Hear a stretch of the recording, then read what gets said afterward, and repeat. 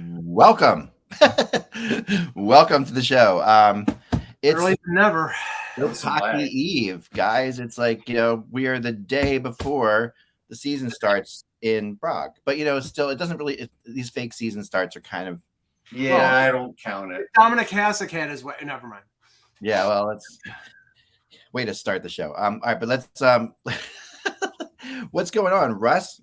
So we're going to talk for a minute about the baseball playoffs. I wrote an article about it, but I went a little deeper. Since 2020, they've been doing these best of threes. Now, they did it way back in the day to do tiebreakers and stuff, but I'm not bringing it up from the 50s. But from 2020, I looked it up, and no team has made it to the World Series from that wild card round. And what that taught me was, for all the laziness that I always hear people say, well, you just got to cut down the regular season. The regular season's too long. It's this, it's that. I got to tell you, of all the sports, the 162 game season really does prove who is the best team as far as when they win their divisions. And this year with the Mets and the Braves, like the Mets were in first place 174 days of the season, and they tied in the end. In the end, they both had the same amount of wins, but they lost a tiebreaker. Right. So they were not, and the Braves deserved it because they played better the last 2 months. So it really is a proving ground. It's a proving ground in terms of not only, the star players, but organizational depth. Yes. When you have and I know I'm a Yankees fan, when you have 4 or 5 relievers who are really good go down, and you're still able to win consistently. And, obviously Judge had the season for the ages, but, a lot of their players were out for sizable portions of the year. It's ridiculous. So, I'm interested. I just wrote a preview for the AL for Full Press, and, the 2 series, Seattle, Toronto, and Cleveland, Tampa, they couldn't be any different. It's like Cleveland Cleveland and Tampa.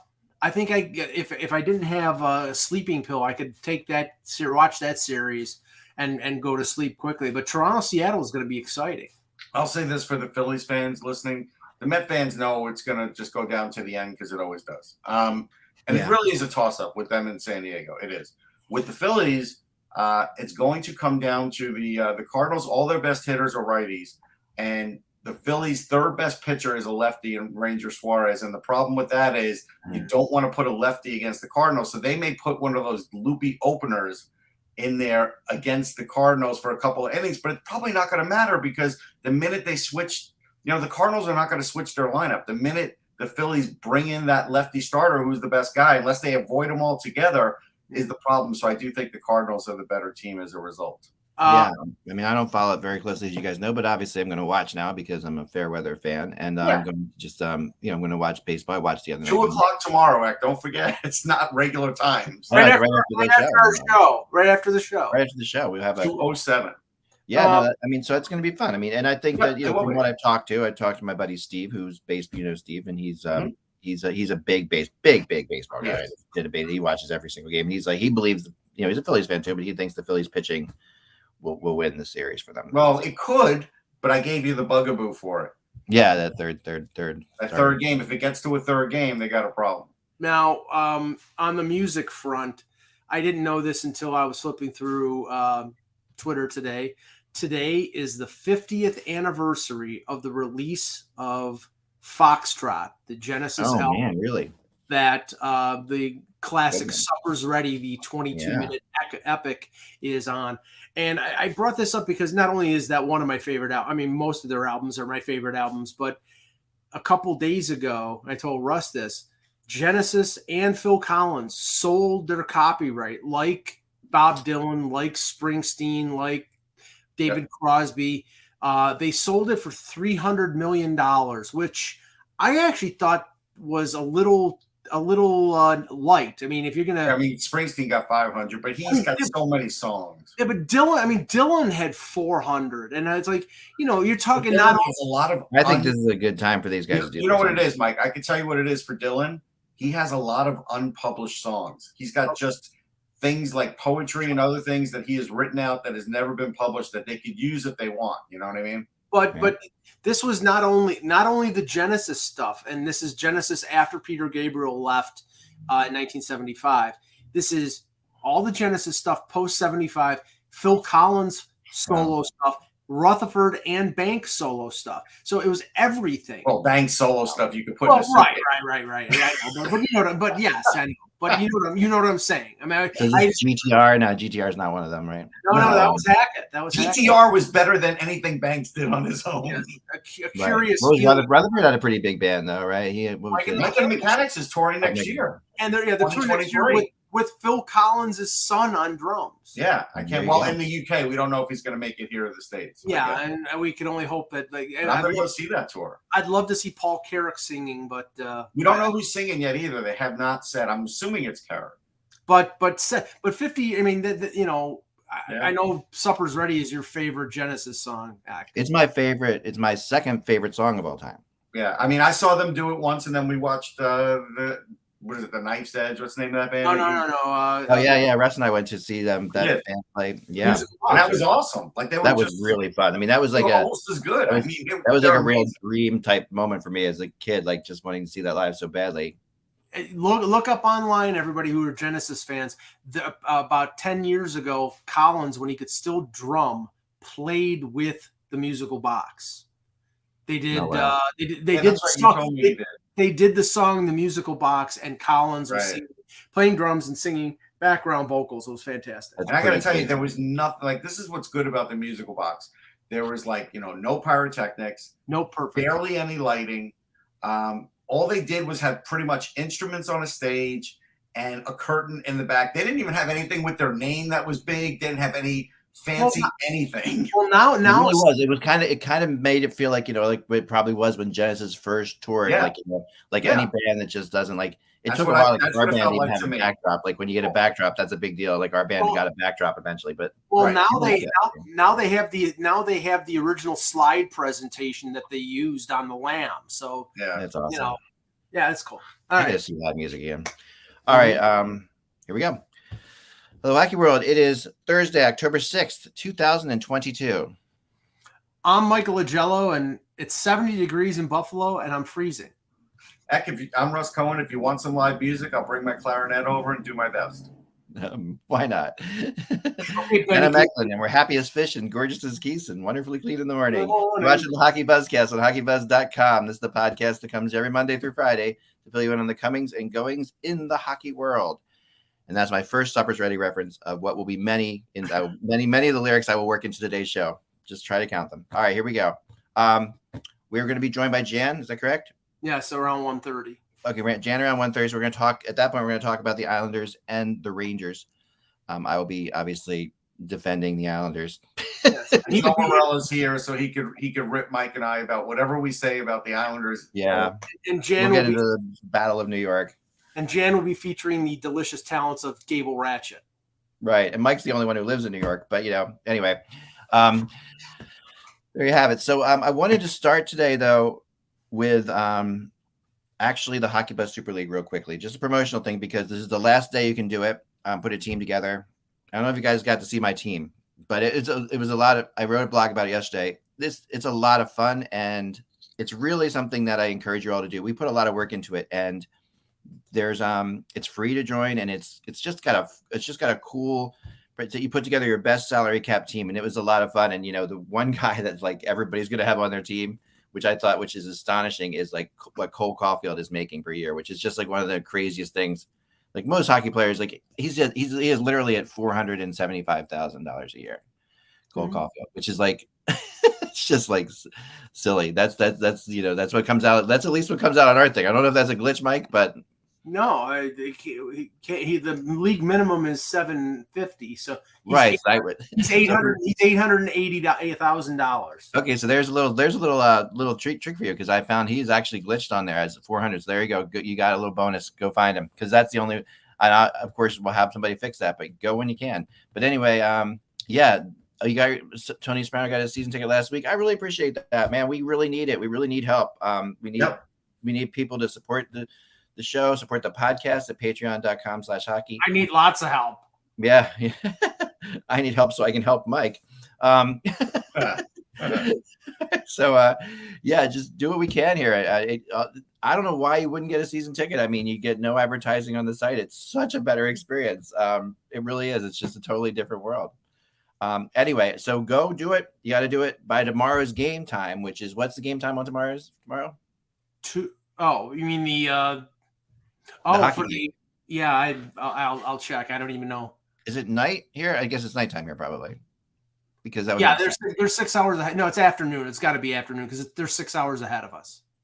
Right, 6 hours ahead. So if they were to play at noon, it would be 8 o'clock. It would be 6 o'clock here. So let's see here. I'm guessing they're playing at 8 o'clock our time. It is 2 o'clock. 2 o'clock our time? Yeah, San Jose, Nashville, 2 o'clock. All right, so there you go. Same time that the Phillies take on the Cardinals tomorrow, right? There you go. All right, there you have it. Okay, let's go. Let's start with the Jason Robertson signing. Yeah, let's start with. I'm sorry, thanks. Let's start with the Jason Robertson signing. Happens late last night. 4-year deal. A little bit risky there, but I think they had to get it done. What are your thoughts, Mike? Well, I mean, it's not ideal in the sense that I think. I see. The thing is, I think. In a perfect world, Dallas would have loved to have gotten him signed at the 8-year deal. Yeah. But for their cap situation with Sagan on the books and Ben on the books making over $9 million, Ben has 3 years left in his deal. So when Ben is done, they have the flexibility then to re-up Robertson. But this walks him to within 1 year of unrestricted free agency, and the final year of his contract is around 9.3. So that's the qualifying offer. And if he just takes the qualifying offer, then he can walk to free agency. So, I mean, it's it's very possible that he's going to sign the extension and whatever, but you would like the security of the 8-year deal, but it just doesn't sound like that was something that Dallas was capable of at this point. Yeah, I think what I heard, he wanted more, near to 10, and for the 8-year deal, and that's not after one season. And then 1 season in, he had a great season. But he had a great. Obviously it's not his first year, but he had a great 1 year. So it's like they just didn't have the money. So I think it's a good signing based on that. I mean, they're one player down because of the signing. They're only going to have 22 instead of 23. Luckily, they have a team, in the minors that's close, so that's not going to kill them. If it was one of those teams that's in Canada and has a team in the States, you don't want to run short. But since they don't, they can get through that. But no, listen, I mean, he earned that. I also think just because you never know with young players, and what if this was a fluke? Dallas could just walk away from his qualifying offer in 3 years and not be stuck with a massive contract either. So it is good for both sides in that regard. It really is. And I think that, and it's hard. It's funny because this would have been a much bigger story anywhere else but Dallas. I mean, because the Robertson holdout was a big deal. It was going pretty long. And yet you were hearing, his brother was getting way more press, because he's in Toronto and having a great preseason. I think that, this has got to be something that, his brother's going to be a hell of a player too. So it's going to be, There's hope. There's hope with it. I think there's lots of hope there, and I think this is going to be fun. And I mean, Dallas is a real interesting team, and we'll get to predictions, I guess, tomorrow. We should do some predictions, and at least we can do the West. Getting a $3 million signing bonus this year for those who are asking. That's it. Yeah. So let's do the Western Conference tomorrow, guys, because we can do the Eastern Conference next week. Okay. But since we have the two teams from the West playing tomorrow, at least, we could get that in before the season starts. By the way, I think we should mention that. I think it's only $3 million because I think that's what Dallas' way of saying, listen, you do have to show us a little more. I'm a big fan of that. I am not a huge fan of these big signing bonuses. I just think in general, it feels weird to me. Like, their owner is like a restaurateur. So he's a guy that probably had to work very hard for the money. And the cash and carry guy. Yeah. He's a cash and carry guy, and he probably, said, "Hey, listen, this is what I'm willing to give you now. Yeah. You got to prove the rest for me later." Like, I don't mind that. I mean, what I think it is this was a symptom of the fact that the contract was backloaded. The first year is $4.5 million, and he's paid 2/3 of it in signing bonus. So he got it all up front. He's only $1.5 million in terms of base salary for the first year. Then the second year it goes up to $8 million, and then it's 9.2 and 9.3 the final 2 years. So, with it being backloaded like that, the first year had to be light, and they just said, okay, well, we'll give it to you. We'll make up for that by giving it mostly to you in signing bonus. Yeah, I do want to answer one thing in the chat room, so this will kill two birds with one stone. Like Sonny Milano's PTO and all the talk that Joe's doing, and we'll mention Kravtsov later. Both of these players, you have to be given a chance to really make a team.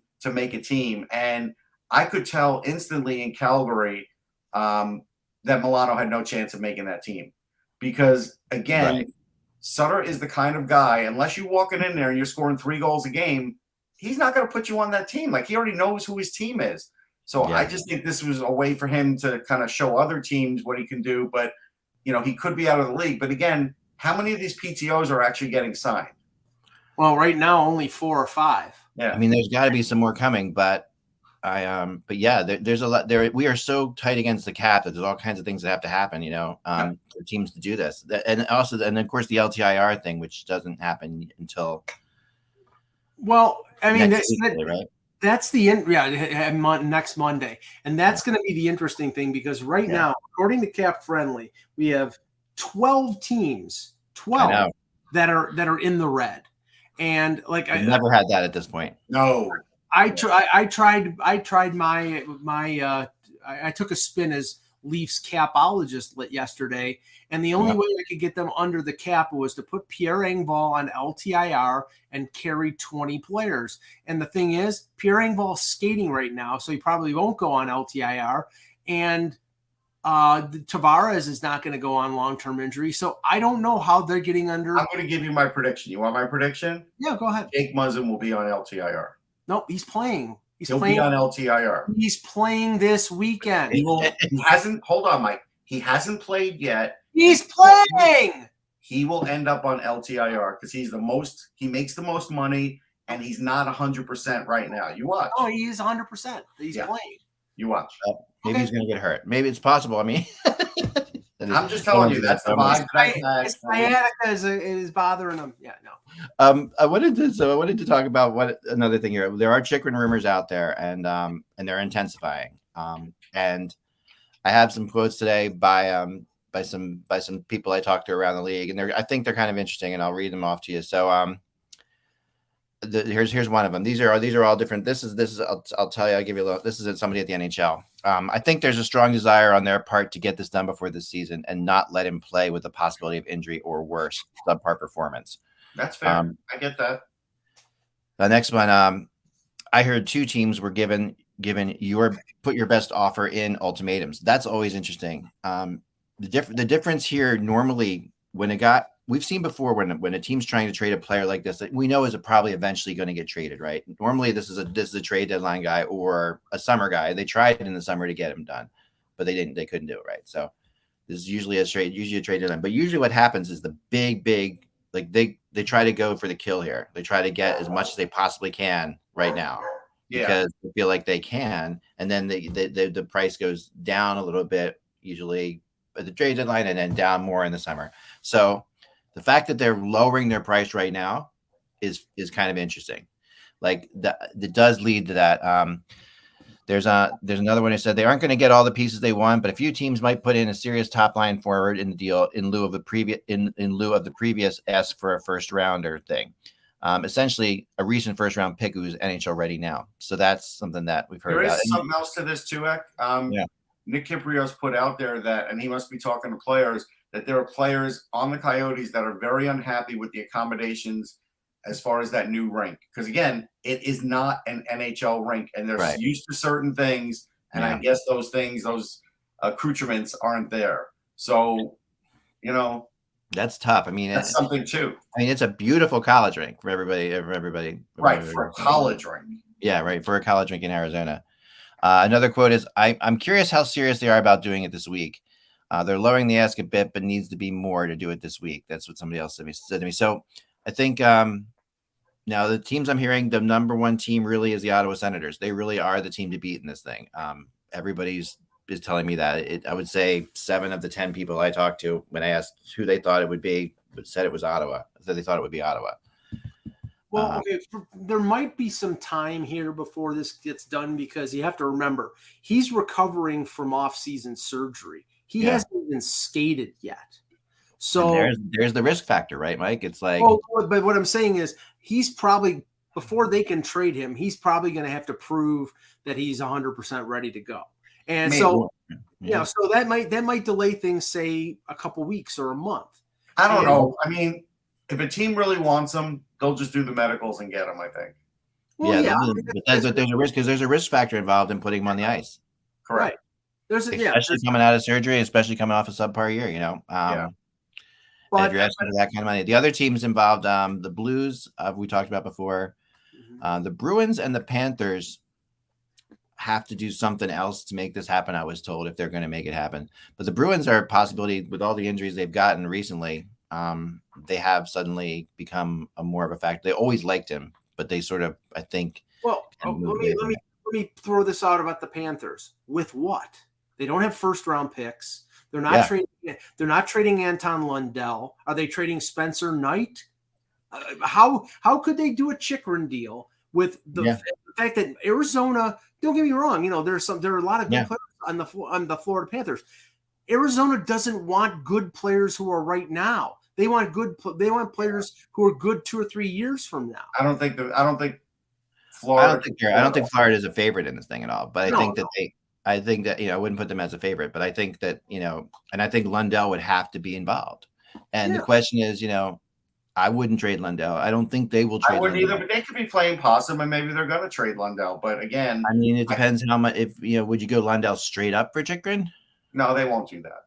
Right, they won't do that, right? So now you're talking about. So you're gonna have to trade. You get somebody else involved who has first round picks or something else, another top player. And this is the odd thing about this situation because no matter you listen to one person and they say there's nothing going on, you listen to another person and saying it's hot and heavy. There's no way of knowing like what is reality right now. You would think. I mean, the noise out of Chychrun's camp is he wants out of there. And it's understandable. The organization's a train wreck. They're playing in an arena that's less than AHL capacity. But the team is not going to give him away. They want value for him. So that makes it a little time. It's the most important thing they'll do this year. Yes. More important than what they do on the ice. Honestly. Right. It's usually important. I just think that I don't know that they're going to wait because of the risk factors. That's the only thing. So, I mean, I think the teams are going to want to see him play first.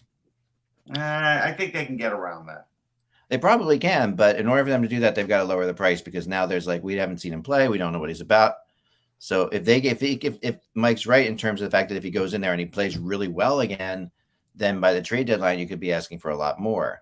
Yeah, but I don't think they want to wait till that long. I think they, it could be a situation where he gets back in the lineup or even he's starting to skate. And if there are teams out there that can just go to their practices and watch him skate around and think, okay, he's close.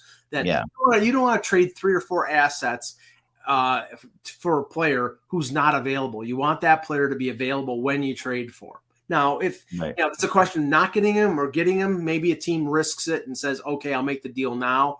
But I think they would prefer to have the guy available right when they make the deal. Yeah, no, for sure.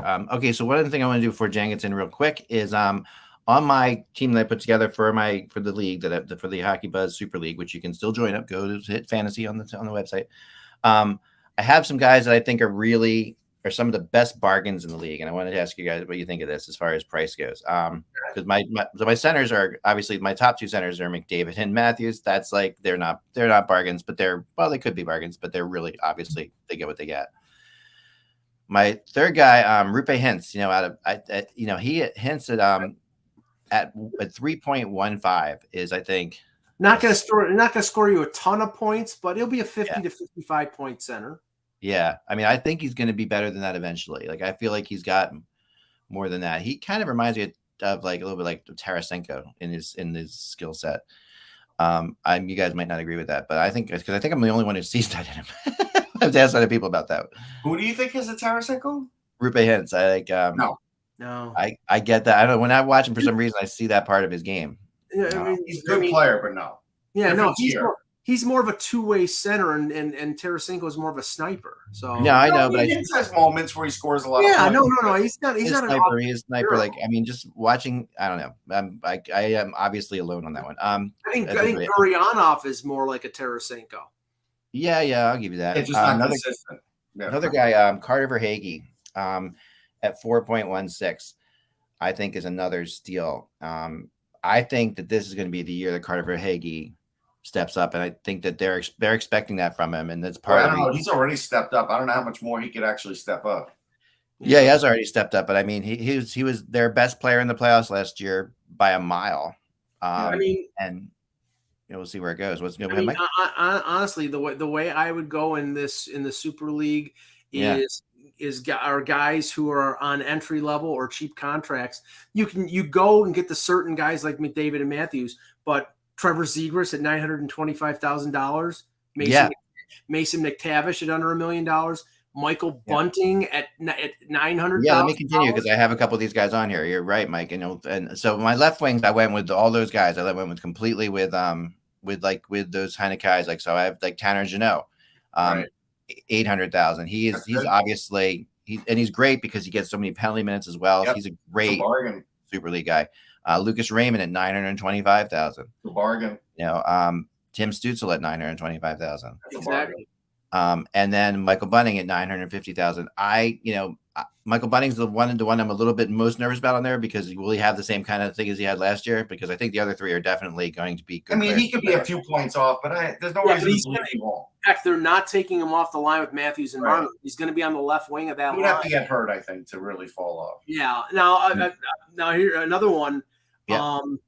We know that McKinnon signed the extension and he's making 12.6. He's the highest paid player in the league.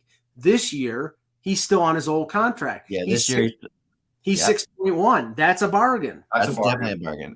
Right wings, I went heavy with Mitch. I went with Mitch Marner, 10.9. So that's a big one. But I feel like the wing. I think the Leafs are gonna be the highest scoring team in the league this year. So I just have a feeling that they're gonna have to be. That would be thing. And then I went with Cole Caulfield, who I said like right now is listed at $458,000. So get it while you can because he's going to be not there forever. But even at $800,000, Cole Caulfield is a steal. That's worth it. 100%. Ryan Hartman at $1.7 million. That's a bargain. Yeah, that's a bargain. He had a hell of a year. And then a guy we'll talk about a little bit when we talk about the previews, Oliver Wahlstrom at $894,000. I'm a Wahlstrom believer. Like I think he's a scorer. I believe in his shot. I will tell you that his defensive game and the physical part of his game still need work. When he played against the Flyers, he got pushed around a lot more than I thought he would at this point in his career. But yeah, I agree with that. The offense is there. Real quick, hi Jan. I'm just finishing out my little quick thing with my team here. And some guys I think are real steals in the Super League. Cale Makar at $9 million. I went with him. You got to go with Cale Makar. More Cider. I went with Hedman at 7.8. And I went with Cider, at 833.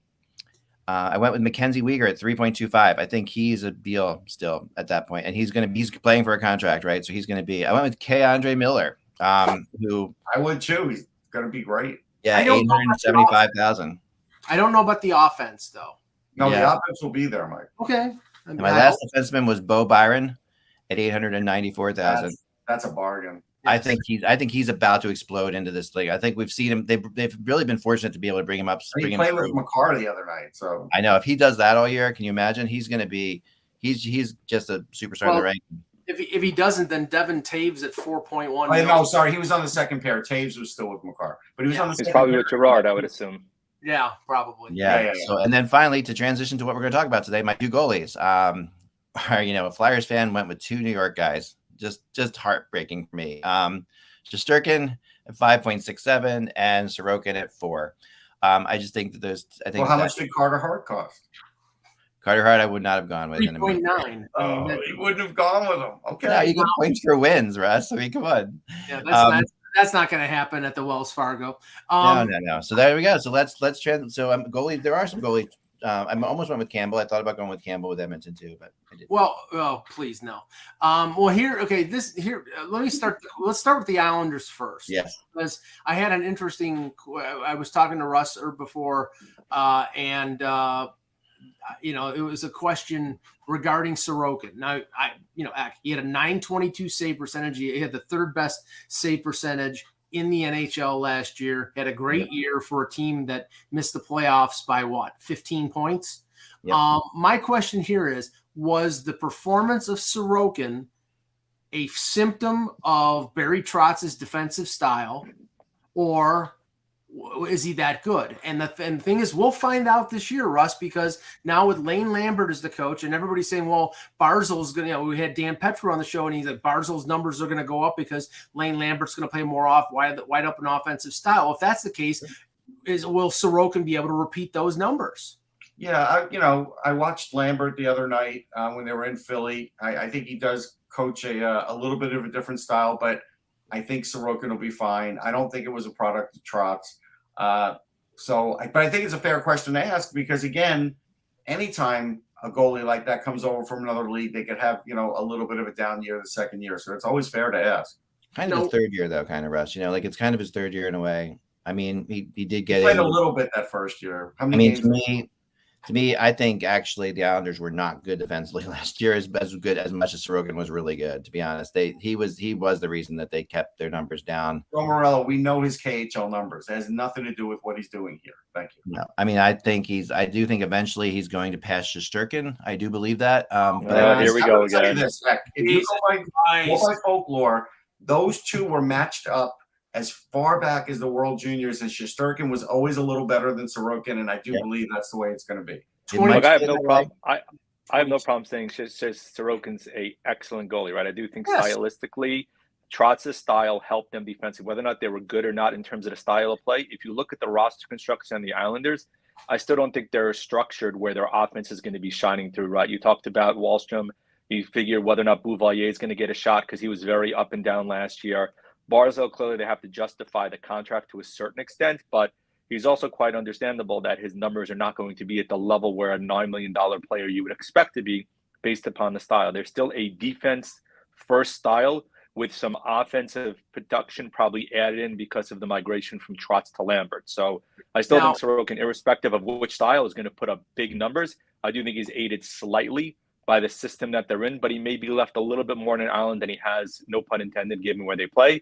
A little bit more than he has been in the past.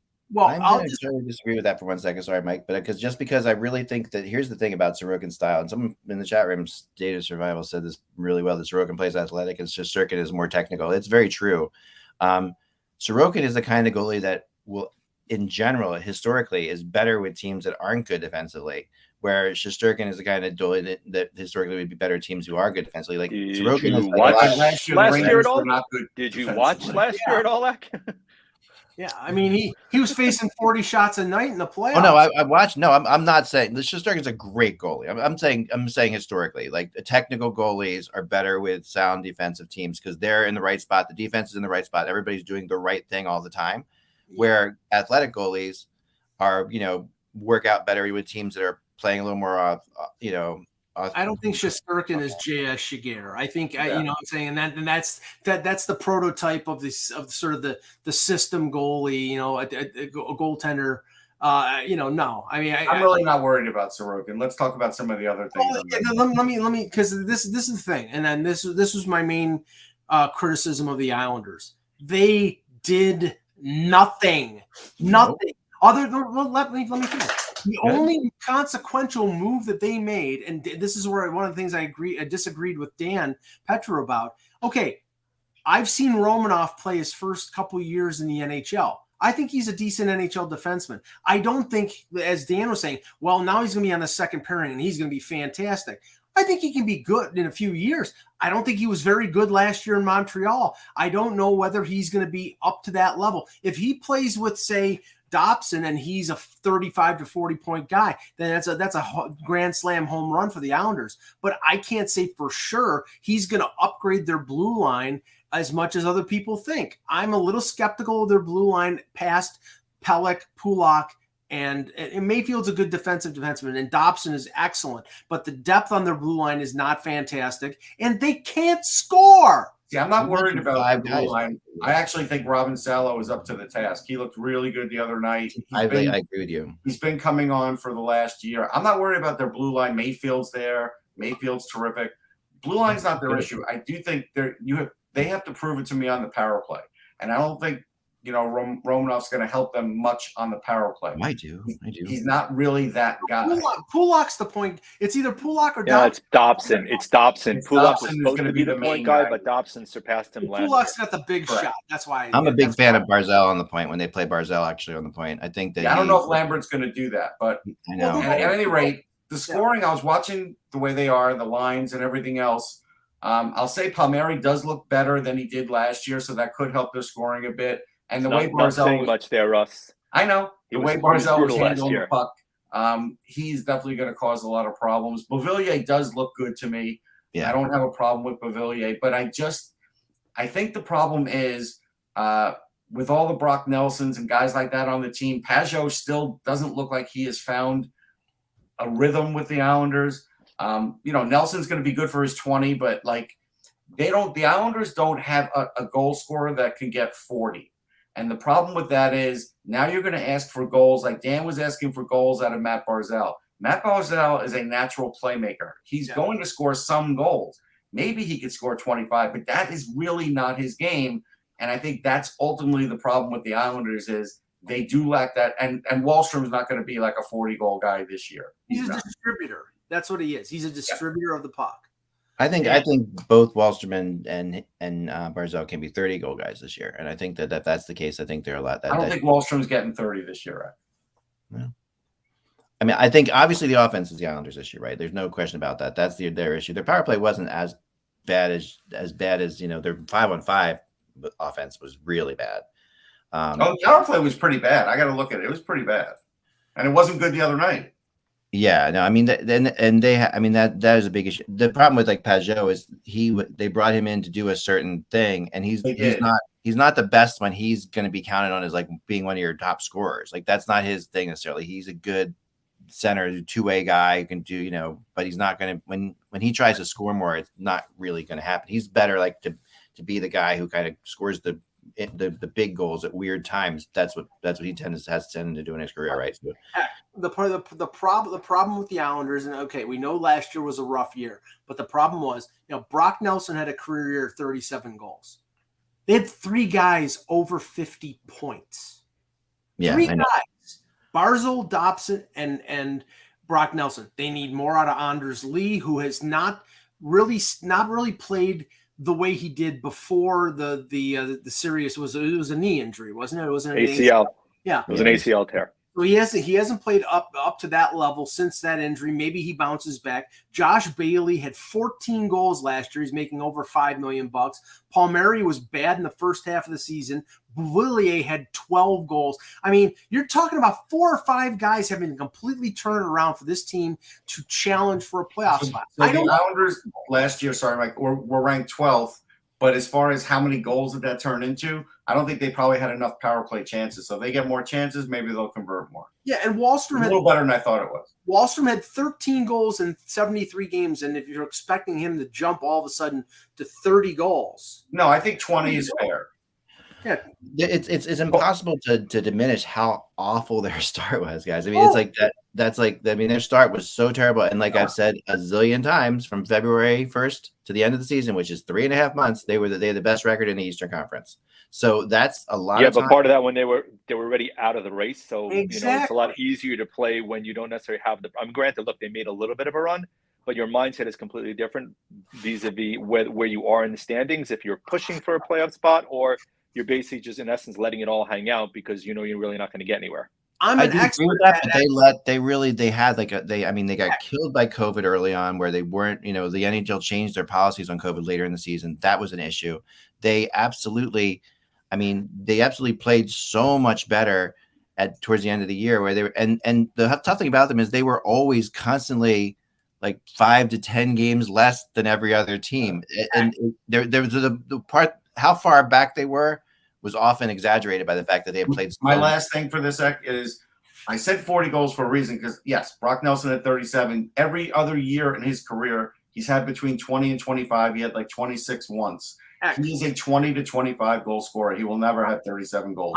I'm an expert at this because for how many years did the Maple Leafs, when they were down by 10, 12, 14 points in January, February, and March, did they have the second best or best record in the NHL when the pressure was off? The pressure was off. They were 25 points out of a playoff spot last year. But they were 25 points out of the playoff spots because they had played 10 games in hand. I know. fewer games than everybody else, Mike. That's what was going on. So I mean, the reality was that was they were never going to catch up because they had such a bad first half. They're not going to catch up because when you're making up all those games, they suddenly had to play a bunch of games in a very short amount of time. But still, even after all of that, their record at home wasn't the kind of record you'd want to be as a playoff team.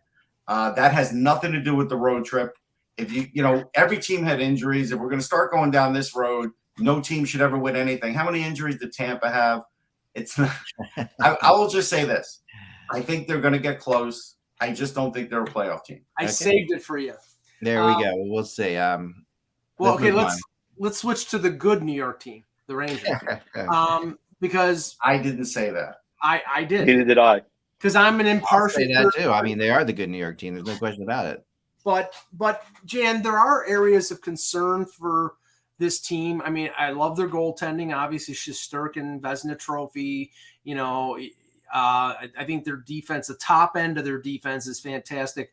I was talking with Russ before. He's a little concerned about the depth on the blue line. Maybe the bottom pairing. Well, where are your areas of concern? So I'll work from back forward, right? And Russ, I'll go through a couple of things. So first of all, I don't think they're as good of a team as they were that ended last season based upon the additions that they made that filled in gaps, which to a certain extent exists this year, which is not a surprise because salary cap plays a huge role in terms of how you construct a team until the cap rises substantially in the next couple of years. So in terms of the blue line, obviously you have the top four of Miller and Trouba, and you have Fox and Lindgren, right? And so there are, first of all, Trouba and Miller have some concerns to a certain extent because they bled shots last year, and I do think that's a concern. So don't be surprised if you see those pairs shuffled a little bit at some point in time, which is something we've discussed a lot. But as Russ and you guys talked about, right, I think Andre Miller is on the verge of taking another massive step forward, which is what he did last year. And I just think he's kind of scratching the surface. And that offensive talent is because he was a forward before he became a blue liner, so he hasn't lost that skill. The bottom pairing is going to be probably Zach Jones, thank God, and not Lieber Hayek. And again, with Braden Schneider, right? So they did lose a lot of the depth they had. Nils Lundqvist didn't want to report. He basically asked for a trade last year. He saw the writing on the wall where he's blocked by Fox, Trouba, and Schneider with really no wiggle room. He's doing well in Dallas. It's not like the guy can't play. Right, he doesn't play the offside, right? And again, I think Lundqvist is going to have a really nice year there because, first of all, Dallas needed a blue liner desperately, and he also has tremendous offensive talent.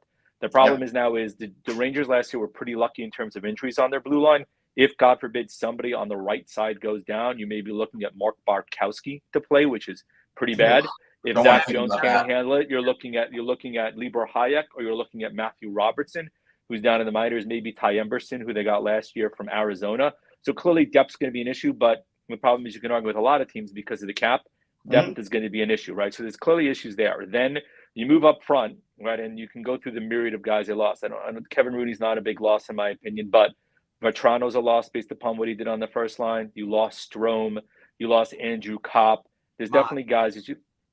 Mott is a huge loss in my opinion because, like I said last year, I would not have re-signed Ryan Rees last year to a 1-year, $1.75 million deal because that money could have been allocated elsewhere and it could have brought back Mott, who in my opinion is a better fit just in terms of the type of player that he is. But there is some questions in terms of lines. Who slides next to Mika Zibanejad and Chris Kreider? They've tried 4 different guys on the first. They've tried Sammy Blais. They tried Capo Caco. They may end up trying Lafreniere again. They've tried Jimmy Vesey today in lines. Today's practice lines now has Caco back up to the top line, which means to me that's what you have to do. Which is now taking the kid line, which is probably their best line yesterday and their most consistent line overall, and moved it. Then today, who slides next to Artemi Panarin and also Vincent Trocheck, who I like Trocheck a lot better than Strome. He's a better skater. He's much more physical. He can play the penalty kill also. He can score. But who plays the right wing? Today it's Jimmy Vesey getting a shot. But it was Vitaly Kravtsov, who today is on the 5th line, skating with Julian Gauthier and Dryden Hunt.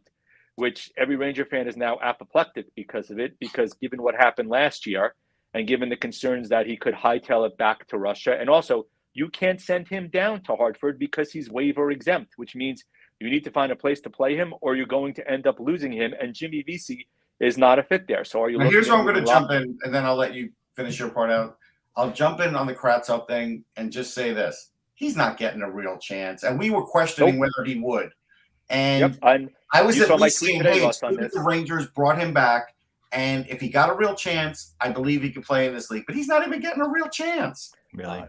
I tweeted it today where I said that if you're going to bring a guy back, you need to wipe the slate completely clean and give him an opportunity. And B, he's reacclimating to playing in North America again. You need to give him a lot more time than the 2 weeks in practice. And he admitted, he knew yesterday he had to be a lot better. And But if you look at it, his line mates were pretty brutal yesterday also. They were bad. The whole team was bad yesterday. The whole team was bad yesterday, right? The third line, the kid line, is the best line if they keep it together. I do think you saw some signs out of Filipino last year in the playoffs because he actually played a bit more physical and finally showed a little bit more. And he's also was about 55% on draws this preseason, which is something that's been a material weakness for him. He's very strong, better, and that's where he wins faceoffs. Yeah, he's better with Lafreniere and Kakko because you need scoring wingers there. You can't put like Barkley. Look, if you want to move Barkley Goodrow up to the first line or the third line, I don't have a problem with it because honestly, I think Goodrow can move up and down the lineup. And guys were bitching and moaning, pardon my language, that the Rangers should have re-signed Pavel Buchnevich and not signed Goodrow. And I'm a big fan. You know how much I love Buch. You know how much I want him here. That ship is long sailed already. Yeah, we can't. It's kind of ridiculous. So the question is who's going to be your fourth line? Today, Gustav Rydal, who in my opinion earned a spot in the preseason, but he was sent down because he's waiver exempt to keep Ryan Carpenter on the team, is another one of those short-sighted moves that has Gerard Gallant's fingertips and fingerprints all over it because he's a Gallant guy from Vegas. Yep. And he's also a guy who you knew was going to get a roster spot, right? Whereas Sammy Blais is a bottom six guy. Ryan Reeves is a bottom six guy. Dryden Hunt. So Johnny Brodzinski got sent down today. So as I've kind of laid out here, there's probably more questions than answers right now. Now, again, there's a ton of talent on this team. There will be a lot more talent come trade deadline because they're going to keep 13 forwards and start bulking up cap room to be able to make a big play for somebody like Patrick Kane down the road. But you look at the names like Zibanejad, Kreider, Trocheck, Panarin, Lafreniere, Kakko, Hedl, guys on the bottom six that can fit with Sammy Blais, who's going to be down there. When they bring Rydal back also for bottom six. There's a lot of talent on this team, but you're going to see a lot of mixing and matching the first couple of weeks to kind of figure out what the line's going to be. And as much as I love Gerard Gallant, he is, in my opinion, somebody who delegates way too often to his coaching staff, which is why at times his stints have run 3 years, because that style has a tendency to run thin after a while, especially if he's going to start making moves like this, which is clearly coming from up on high from Drury and others. There is questions more than answers at times when it comes to a lot of the roster construction on this team. Yeah, so I'll answer a couple things that people have been asking and everything else. So as far as Chris Kreider, I think he'll have a 35-goal season. He is a different player under the Gallant system. I told people he would be. I made sure I traded for him in my fantasy league, a keeper league, because I knew he would have a career best year under Gallant. So I don't think he'll get 52 again or 50. He's going to get. I said 40 this year. From him in my opinion. I think 40 is possible, but I think 35. If he gets 35, I think they're good. Goudreau can't play on the fourth line. If he plays on the fourth line with Ryan Reeves and Ryan Carpenter, it's a disaster. They can't do that. You could find almost anybody else you could put. They need Goudreau to actually score a little bit for the money he's making, and he can't do that on the fourth line with those guys. So that's my answer to that. Defense, I think the defense is good with the top four. I like Zach Jones. I know what he is not great at. But I think Schneider is on, he's gotten a lot better. So I think even though he's going to be playing sort of a defensive role on the third pair, that's not necessarily his strength because he's really good offensively, but he's physical. The other thing I want to bring up about Jacob Trouba is he is feared around the league now. He has crushed so many players in the corner that he is now an intimidator. So anybody who wants to say anything they want about Jacob Trouba, he has made a massive difference on the Rangers' blue line simply because of his physicality. And he's going to score points too. But his physicality has made a massive difference, way more than like Ryan Reeves could ever add as an example. He is a real threat. Right, because he's out there 24 minutes a night instead of Reeves being out there 6. Yeah, and again, there was no look. when they got Reeves, you want to say he's helping to implement the Gallant system, that's fine. There was no rhyme or reason at the time to have to extend him. There was no point in it. He was under contract for 1 more year. It wasn't like he wasn't going to play hard. You basically just taken up a roster spot in $1.75 million with not a guy who's bad, but a guy who, if you're going to bring back, may have gotten $1 million, maybe less if you're going to bring him back somewhere. So you've just overpaid a guy where you could have had. I know guys got tired of hearing me. Tyler Mott was a perfect guy for this system. He had speed. He could score a little bit. He can kill penalties. In the playoffs, I know he's been injury prone, but he was an absolutely perfect fit in the system. Look, you asked me, put Blay, Gustav Rydell, and Tyler Mott, if he was around, as your fourth line, and I'd be good. I'd be ecstatic with a fourth line like that. It's a guy who can turn pucks over, create opportunities, but also be at least decent defensively. They don't have that opportunity, right? So I personally would put Goodrow on the third line, let him skate next to Hedel because he can score a little bit. Play Lafreniere maybe on the wing on that line. Move Kravtsov and leave him on the second line, or move Kravtsov to the third line and play him with Hedel and let him have an opportunity with a guy who can set him up. Yeah, the thing they have to do that Jan was talking about is they have to keep Lafreniere on a line in the top 6. Unless it's going to be the kid line, then I'm okay with it. But they've got to keep him there. If they keep him there, he'll score 60 points. He's very loose now. Yeah. He's understanding the NHL. All of his goals were 19 goals. They were all even strength. Just think about that. Was top 10 in the league 5-on-5, I think. So just imagine if he actually gets on the power play now and gets a little bit more of a sniff than he did last year. Yeah, but he'll be on the second unit where they'll get like crumbs again, which is how it's being set up because Trocheck is replacing Strome on the first line. Right, okay, exactly. I was going to say that's the only change because it's going to be Zibanejad. But if Trocheck doesn't really produce on the power play, they could put Lafreniere there. That's something that could happen. Yeah, but Lafreniere has shown he can play the front spot also, by the way, which we've seen. Yes. Trocheck has played most of his career in places very different than Madison Square Garden. Oh, true. You know, that's the one thing I worry about with him. Like, I mean, in Florida, you never know how a guy's going to be there. I agree. Yeah, in Florida, he sort of petered out, but then he got rebirth. Well, he got hurt.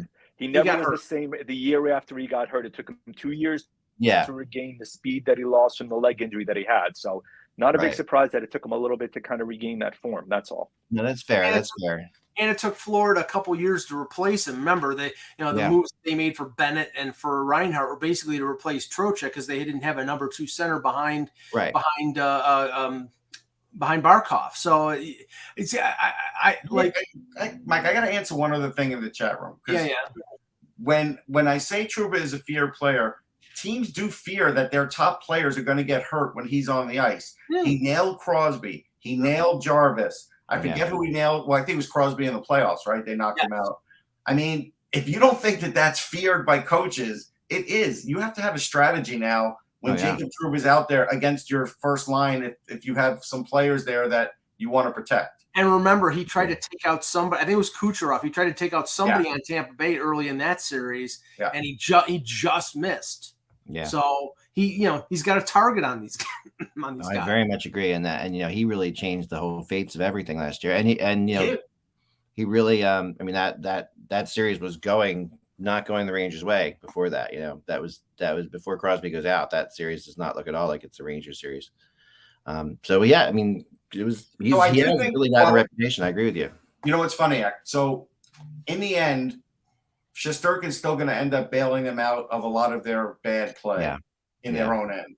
Like, because even yesterday against Boston, and it's preseason, they had some bad plays, man. They left Jake DeBrusk wide open on a play. So that's where a guy like Shesterkin really saves their bacon. And this is the way it was for Lundqvist too. I mean, for most of his career. It's true. It's true. The formula with the Rangers, it just always seems to be that way.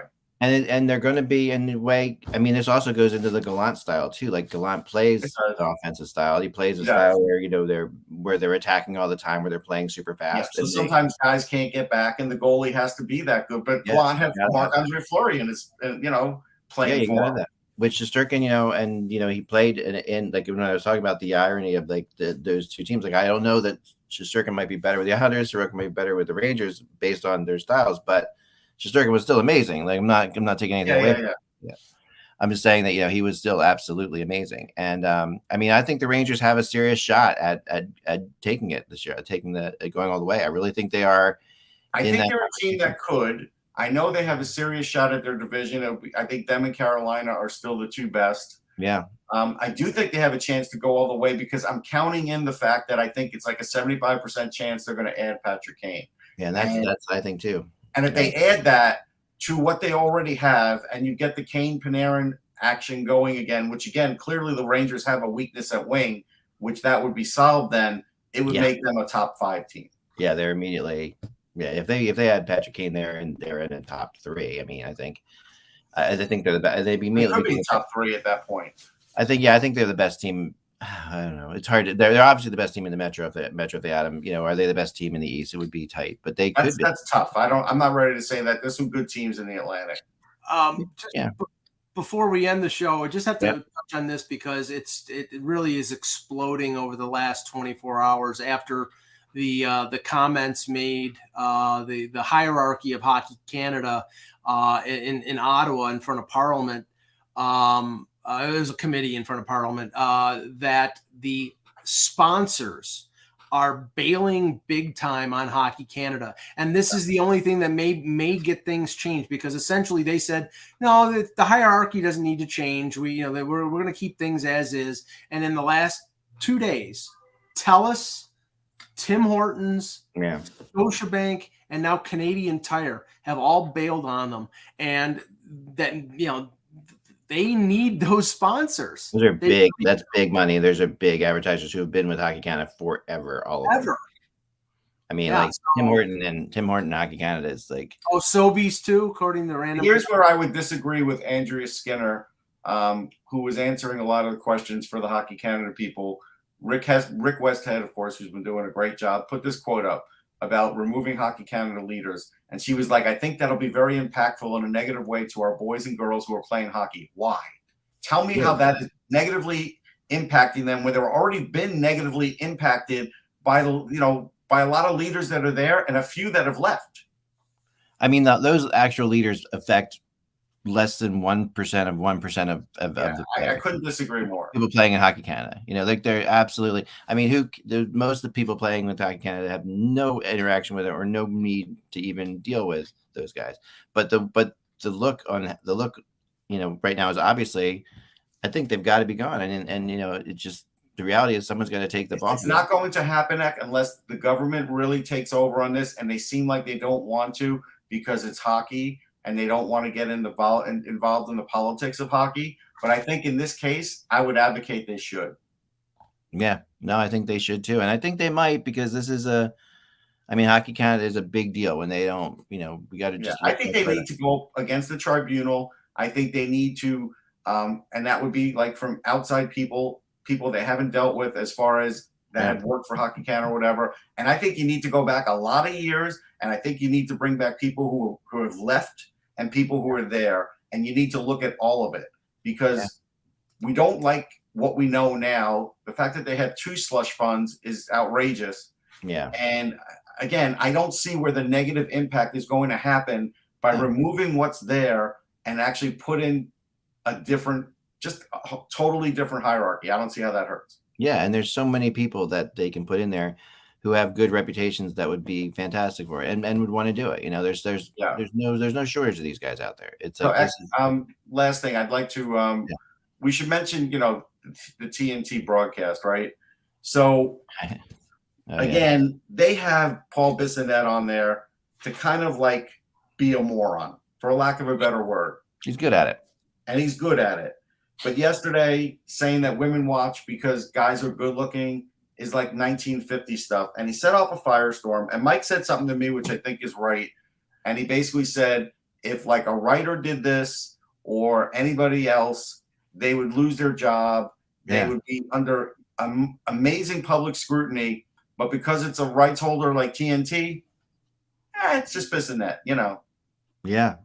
Oh, I agree. I mean, this is like, and he is facing the heat on the internet, for sure. But not enough, I don't think. I mean, honestly, this is part and parcel with the podcast that he does, where they say, remember, Jeremy Roenick had his career destroyed by basically talking like this on that podcast. So what do you expect? Yeah, no, it's absurd to say that kind of thing, and it's it's just wrong in every way. It's so disrespectful. It's not only politically incorrect, it's wrong. It is wrong. If anything, baseball players and football players are better looking. Let's just throw it out there. Yeah. But here's the actual quote. The actual quote was, and a guy named Nathan Strauss put it out there, that the reason the NHL has female viewership is because the players are attractive. Like, come on. That's ridiculous. Seriously. That's ridiculous. This is where we are now. You got to be nicer to women, and we got to business. I mean, this is a sport that probably has more female fans. Big name wireless carrier. With Xfinity Mobile, you can get unlimited for $30. Oh, you can attack. Hey, it's a commercial. Is that our sponsor? No, that was ESPN. Thanks, ESPN. No, but this is a sport that has a lot of female viewership now, a lot of female fans, a lot of female writers, a lot of females working in for teams in high positions. And this guy's going to say stuff like this, and nobody on the panel is going to even like stop him from doing it. Liam McHugh or anybody else, they're not going to say, "Hey, Paul, I think you're wrong here. Maybe you want to rethink." Yeah, like how can that be? And you know, I didn't. How can that be? I didn't watch it, so I don't know if he did do that. But this is, again, this is the spit and chicklets mentality. No, it is, and it's horrible. It's been that way for a while, and there's a lot of people who just love to like just. But there's a certain segment of the blogosphere, not the blogosphere, but of social media, of podcasts, that it's the Portnoys and the Bissonets, and it's the Howard Sterns of sports. It's the shock jocks. It's crap. It's like if your shtick is to shock people or to say stuff that's controversial, and that's what you're doing, get out of the profession. Because and if you believe that, get out. Yeah, right. If you way. Absolutely. Couldn't agree more. Well said, Russ. Well said, Mike. That's all the time we have for today, folks. We'll be back tomorrow. The hockey season will be beginning. We'll be doing our predictions for the Western Conference tomorrow. And remember that without the buzz, we are just hockey. I know. I just got distracted by something. We've got some wild things floating about. Talk to you soon.